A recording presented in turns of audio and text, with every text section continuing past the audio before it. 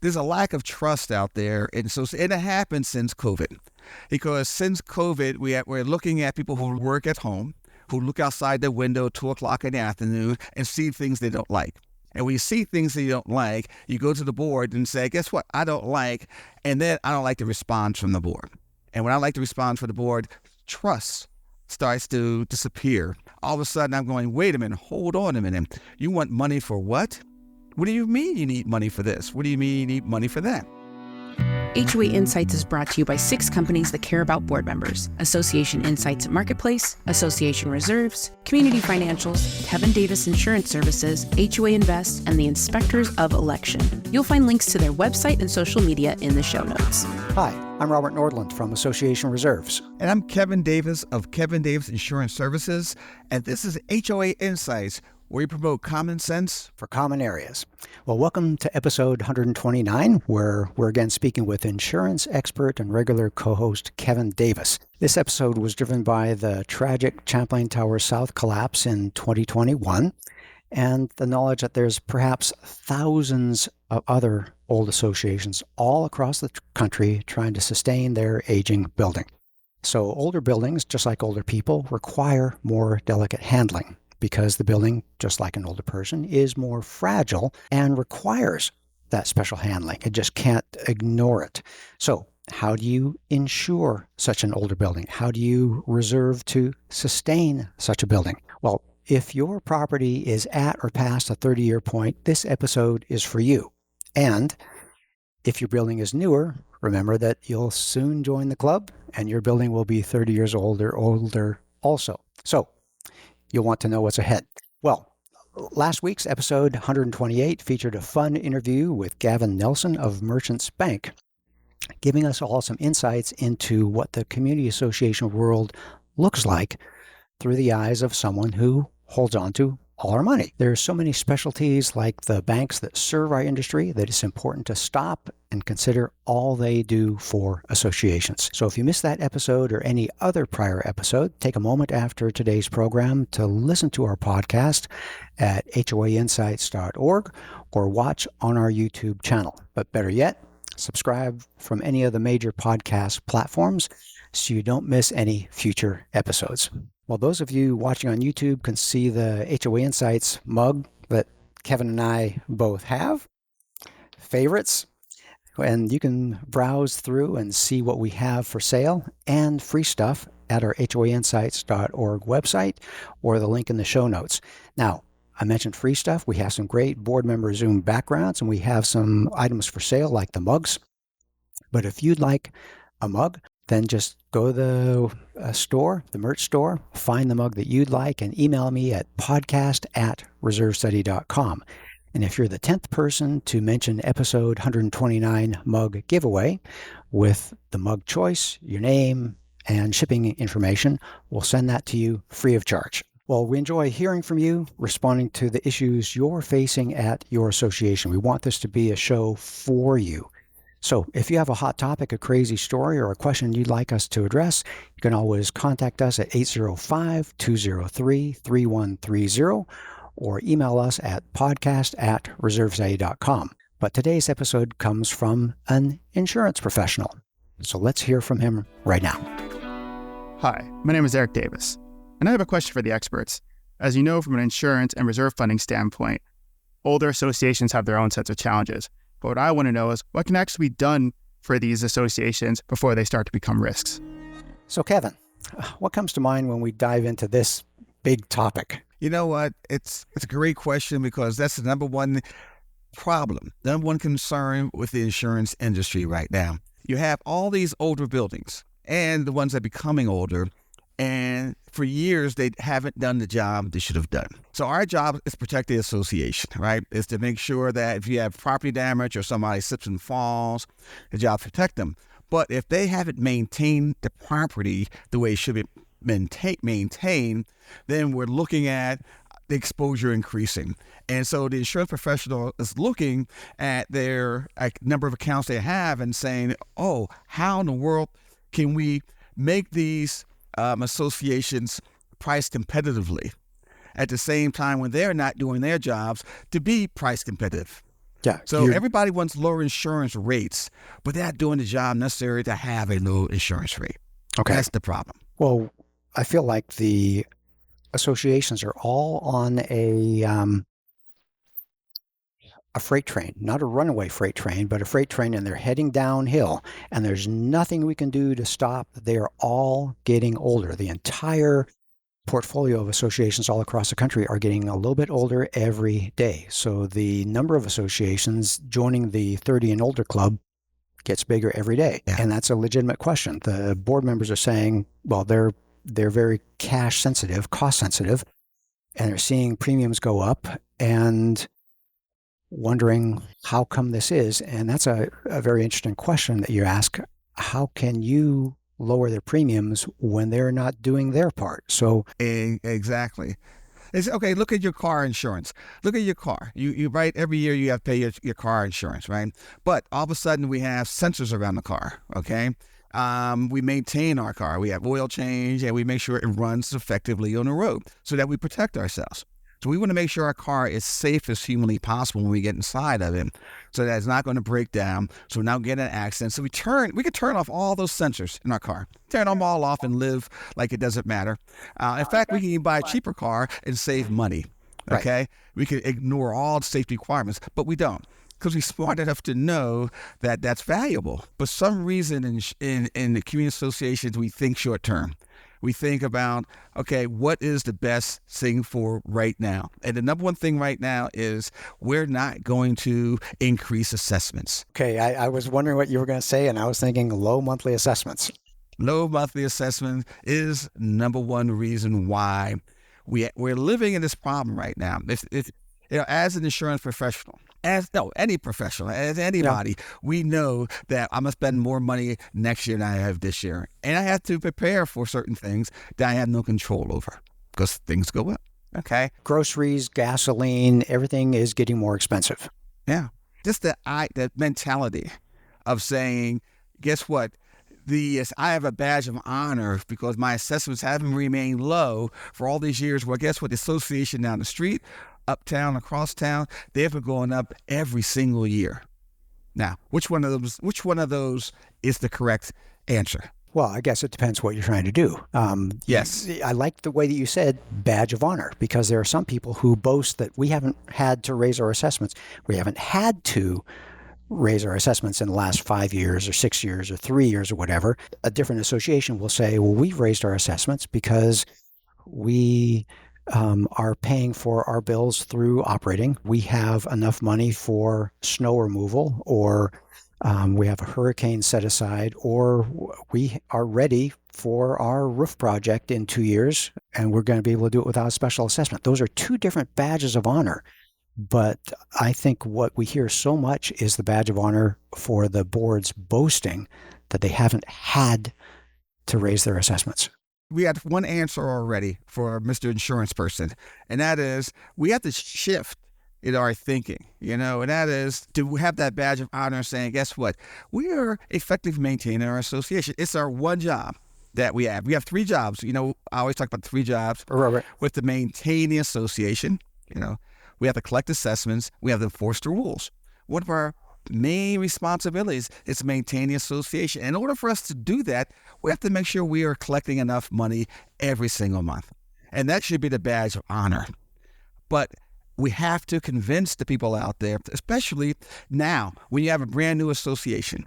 Because a brand new association, a 5-year association, the last thing they think about is 30 years from now or 20 years from now, where that roof or anything is going to need to be repaired. Yeah. So they have to think in the beginning that what we need to do is to maintain the association based on, the association documents, the reserve study, our maintenance plan, whatever it is. If we follow them, then 30 years from now, guess what happens? We're in pretty good shape. Yeah. Well, we like to tell our clients, if you take care of the present, the future is going to take care of itself. Yeah. Just like we do in our own bodies. I go to the dentist, I get an eye check, I get a physical every year. I can choose not to do any of those things, and guess what happens for me, years from now? I've been wondering why, I can't see, I can't hear, my teeth are falling, all those different things that we plan for as soon as we get to a certain age. Yeah. And we will find out that, we have something that's been growing inside of us for the last 7 years, and now it requires surgery. And 7 years ago, it was detectable, and it could have been a minor thing that you could have prevented.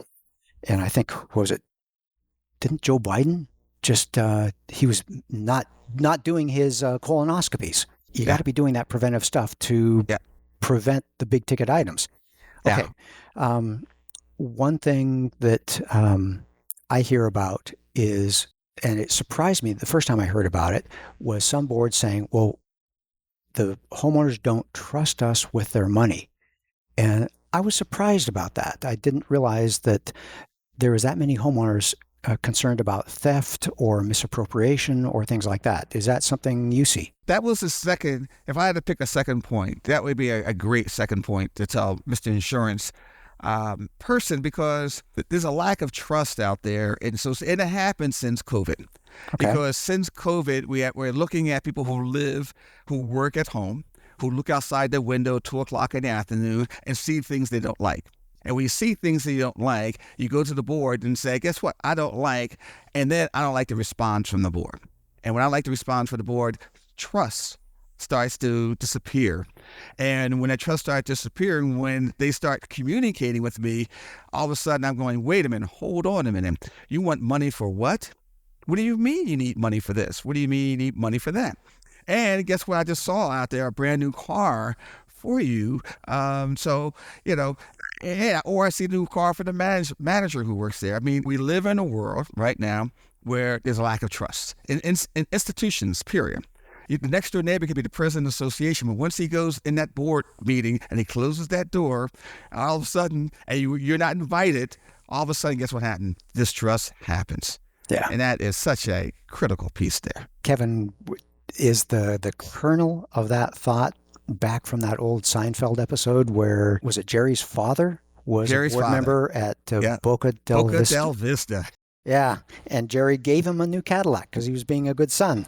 And it was just bad timing, and they thought, gee, that has been around for a long time. But I was frankly surprised about that when the first time I heard about it, because we're in the business of saying you need to have this much money set aside.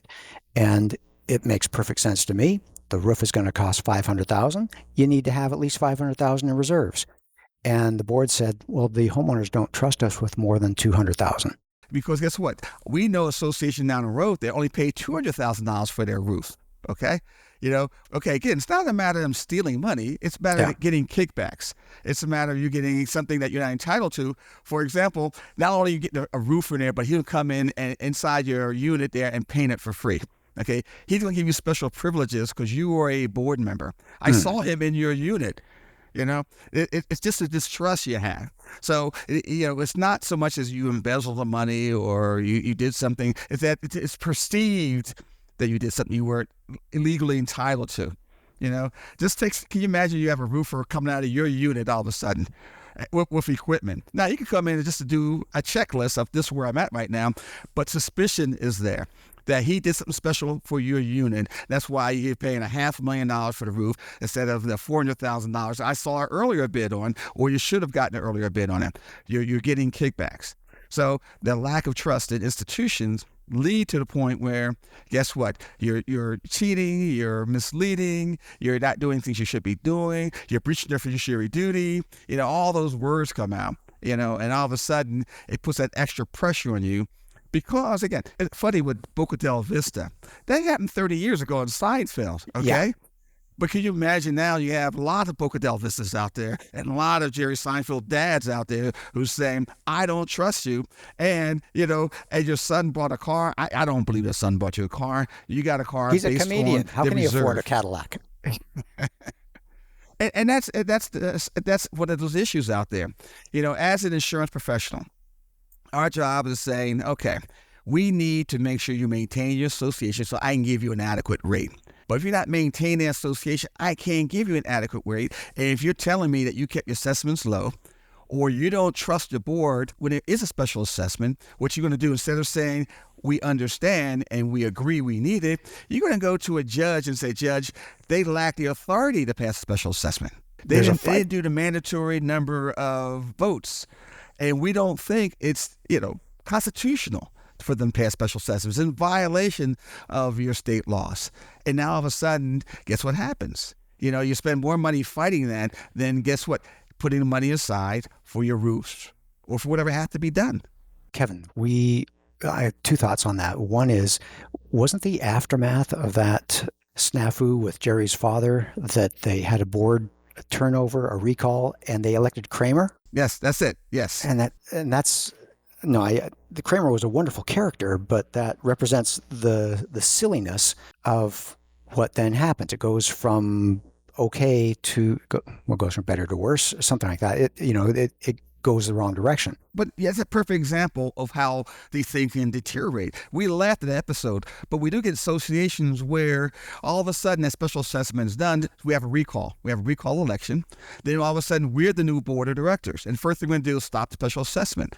Well, guess what? The current board is saying, no, we are the official board of directors. So now you have a lawsuit out there for a judge to determine which one is a legally in charge board of directors. Yes. Yeah. And guess what happens now? The insurance is paying for it because insurance doesn't know who's the real president and who's not the real president. So you have to defend the current president, the new president who thinks he's the new president. So you have this battle going on all because of one thing, and that is we don't believe that you have the authority to pass special assessment. So we recalled you, and now we have a new board, and that old board is saying you didn't have the authority to disband us, to kick us out, or whatever you want to do. And so now this battle goes on for a number of years, and all you had to do is say, guess what? We need a special assessment because based on the reserve study, this is what we need to do. But again, you have people who are short-term thinkers, and for years said, the badge of honor thing, so we cannot move forward. That badge of honor and the lack of trust there stops associations from doing their job of moving the ball forward to saying, guess what? If our goal is to have lower insurance premiums, we have to make sure we maintain the association. As simple as that. Yeah. In the second half of this episode, I want to talk about things that they can do to move forward effectively on this. But I just want to share another story with you. Last week, we were contacted by a reporter who was doing a story on a big special assessment at a property. And they pitched the story as, how can this be? How does this happen? The evil board, the poor homeowners are now faced with a special assessment that they can't afford. And that was how the story was pitched to us. And I asked the reporter for more information. How many units? Where is it? Are there any reserve stays? And the reporter provided us with 2 prior reserve stays. And it was very clear. It was a 45-year-old association. The last reserve study had recommended some special assessments, 7 years ago. They had an update 2 years ago because they were on every 5-year cycle, not recommended, but at least they had it. And 2 years ago, the last reserve study recommended another special assessment. And from my point of view, it was a very normal progression. It's an old building. They had been wearing the badge of honor of minimizing assessments and not raising assessments enough. And the consequence is special assessments.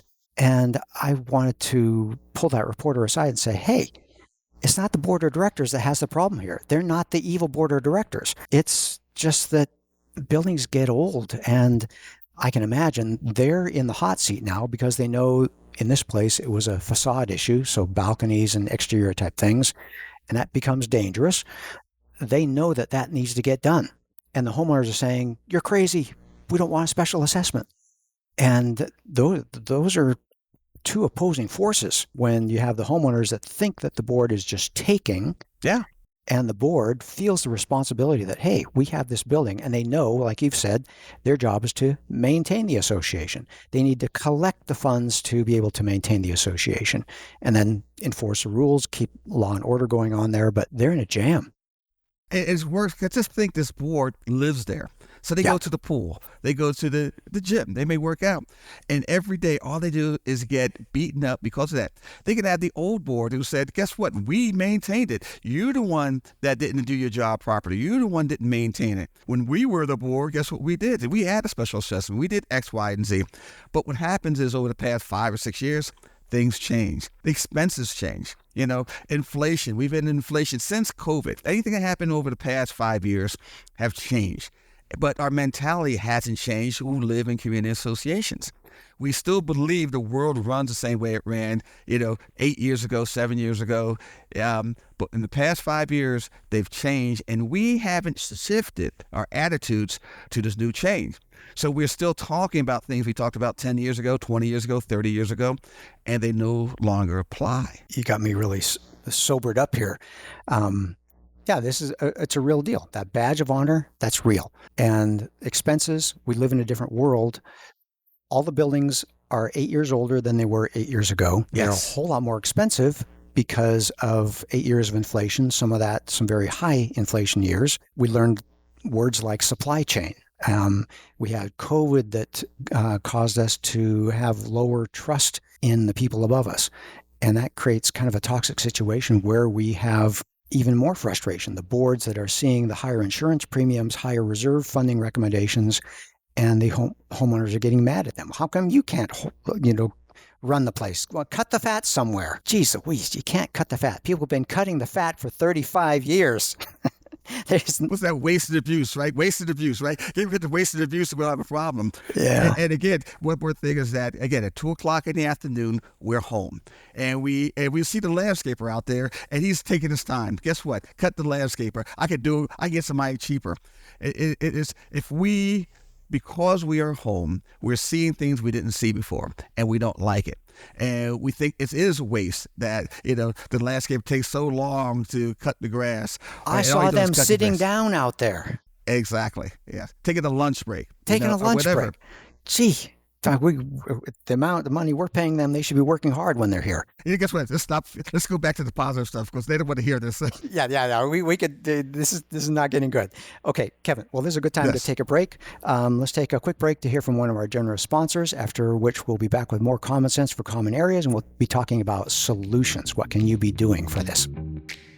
Numbers matter, and we need numbers like game scores and bank balances to let us know where we stand. The same is true for your association. Is yours thriving or struggling? Let me introduce you to the PiPhO Health Score, like your own personal FICO credit score. Now in one simple number, owners and boards can learn the combined financial, physical, and operational health of their association. The good news, it's free at ourfipho.com. That's our, FIPHO.com. Learn how your association measures up. And we're back. Well, we're going down a little bit of a dark path before the break, and Kevin and I wanted to spend a little bit of time here on what can you do. We know we live in aging associations. If your association is not old now, it soon will be. So, Kevin, what is one of the first things an association can start to do? Easy goes, go to the trust area. We need to build trust back in these associations, and the best way to do it is communication and transparency. You can't get better than that. Okay, transparency means a bunch of things. Making the board meetings inviting so more people come, sharing financials so everyone sees the situation, communicating multiple ways. So it's not just you said it earlier, when the board meets in secret behind closed doors. Well, yeah, maybe it's not behind closed doors, just that no one comes to the board meetings. Maybe that means a website. Maybe that means an email blast once a month. Multiple ways. We've heard it so many times. Yeah. That's why there's so much advertising on television and on radio and on podcasts and everything else, because it takes multiple. Okay, so. Let me add another word in attitude. You have to have a better attitude when you communicate. Nobody talks about, they say communicate, transparency, communication. But what attitude do you have when you communicate? Is it a pleasant up, or are you giving just information? Is it pleasant? Is it kind? So let's talk about communication in a kind way. Let's do it that way. Kevin, that's near and dear to my heart. I am the boss of my company, and there's oftentimes I give directives. My leadership team has said, Robert, you're a little harsh. Can you soften it up a bit? And they gave me some Chat GPT versions of what I should have said that was a little more empathetic. And I'm hearing that. And you're right. I can be more empathetic in communication with the employees at Association Reserves. And I bet the average board could probably be a little more empathetic in the way they communicate with the homeowners in order to maintain a wonderful place here at Happy Valley Villas, soften it up, give it some directives, or in pursuing our mission to be the whatever it is at Happy Valley Villas. Okay, so communication, well-chosen words. In a kind way. Let's do it that way. Communicate in a kind way. Because everybody can't be empathetic. Everybody can't be, I can't feel your pain. And but we all could be kind. We can all just be thank you and please and just be kind, when you communicate. We have this, and this is the reason why. I hope you understand. We together co-own homes at Happy Valley Villas. And together, we want to have this be a nice place now and in 5 years and in 10 years. So You're just being kind. You're not sharing your pain. It's just being kind. Communicate in a kindly way. I like that. Okay, that'll be in the show notes. That'll make the show notes. Okay. Another thing is, and I hear Julie's voice in my head because she emphasizes communication so much. Different ways, different people are going to be sensitive to different things. Okay, let's talk about the message and understanding the different people, the different interests. We're going to have some board members who are, I'm stereotyping, the old timers, or maybe homeowners who are the old timers who bought 30 years ago and they remember buying their condo for $52,000. And now it's worth $520,000. And there's the new couple who bought it for $520,000. And talk about a different couple of people. And then there's everyone in between. So we have the people who remember the old way. They remember when the dues were $78 a month. And we have the new people who paid a lot of money for this place, and they expect to be there for 10, 20 years, and they are working, and they're ready to pay for keeping it nice. So how do we work with that? Is that a matter of how do we have the board members appreciate the different homeowners or the different board members and come together? And that's a key part too, because we're looking now that every association has we call it culture. Okay, the cultural norms. Okay, again, if you've been in an association for 30, if you have a 30-year-old building, that means you may only have a handful of board of directors. Because some of these board of directors last for 10 years, 15 years. They just don't rotate. And so now you get new owners, those new young millennials that they want to move in. And what they want to do is say, guess what? We want to make sure that our association is maintained because I want my $500,000 unit to be worth $1 million in 10 years. Now, people were living there for 20 years or any time at the time. They don't care about that any more than I care about the value. I've been in my house for 20 years now. I don't care about the value. I don't think about the value of it. It's not important to me. But the person across the street who just bought that house cares about the value. They want to make sure that value continues going up. So he comes over and wants to understand, how the trash work. I take my trash cans in and everything. So he's more aware of the value of the neighborhood than I am because I've been here for so long. So as board members, again, they have to understand the people who live in that association. Okay. If you have people who've been there for a long time, and who may have went through special assessments before, it's easy to talk to them about special assessments, but they never had one before. It's hard to talk to them about it. Where the new people, you can say, guess what? To increase our values, you need to, you need to understand the special assessment. As board, we're talking about communication. You have the active adult communities out there, okay? These guys, they do the best job of maintaining it. And guess what? Most of them are short-term thinkers, but they enjoy their life, the quality of life they have there. When special assessment happens, they end up paying it right away. But then you have, the associations where people may live paycheck to paycheck or may be on, Social Security. How do you communicate to them in terms of we need a special assessment and they can't afford it? Well, again, it goes back to you have to understand that you can't ask for $250,000 for people who don't have $250,000. There's some associations, and we have to say this thing, some associations got to say, you know what, we have to disband. We have to disband. Yeah, that's. I think of that as the emergency exit. What's that? The emergency exit, yeah. Deconversion. Yeah. If you happen to live in a community association that's 40 years old, and somebody says, guess what? Your balconies are gone, okay? You have so much damage, dude, and you want a fixed income, you have to deal with some realities. This is a challenging podcast for us, Robert, because we're giving, we like to stay positive and up, but this is one of those things we're saying from that insurance person said, guess what? I'm concerned about the future of these condominium associations. Now, we're saying, guess what? If you communicate properly, if you invest properly, if you pay properly, you don't have a problem. 60, 70 years from now, you can live. But if you haven't done that, you have to think about what do? Well, you have to communicate better. But if you can't afford, if you live in a fixed income or Social Security, anything where you don't have the money that to you're 40 years old, you may have to it's time to pull out break here, break glass in case of emergencies. Again, in my world, it's really interesting intersection between your world and my world. Your world is the world of decisions, looking after the board members, watching what decisions they make, and the decisions are getting more complicated as building ages. There's more things going on. There's more activity. It's probably harder to be a board member. But in my world, I can see those expenses coming, and it's no surprise to me. A roof will fail roughly in the 20-year range.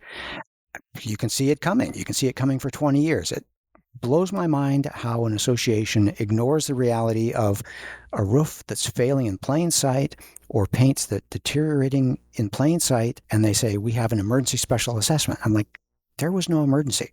It just deteriorated a little bit each day on schedule. And that is part of the communication of helping everyone know that this is the plan. It's going to cost $500,000 or $1 million or $50,000 or whatever it is at your association for a new roof.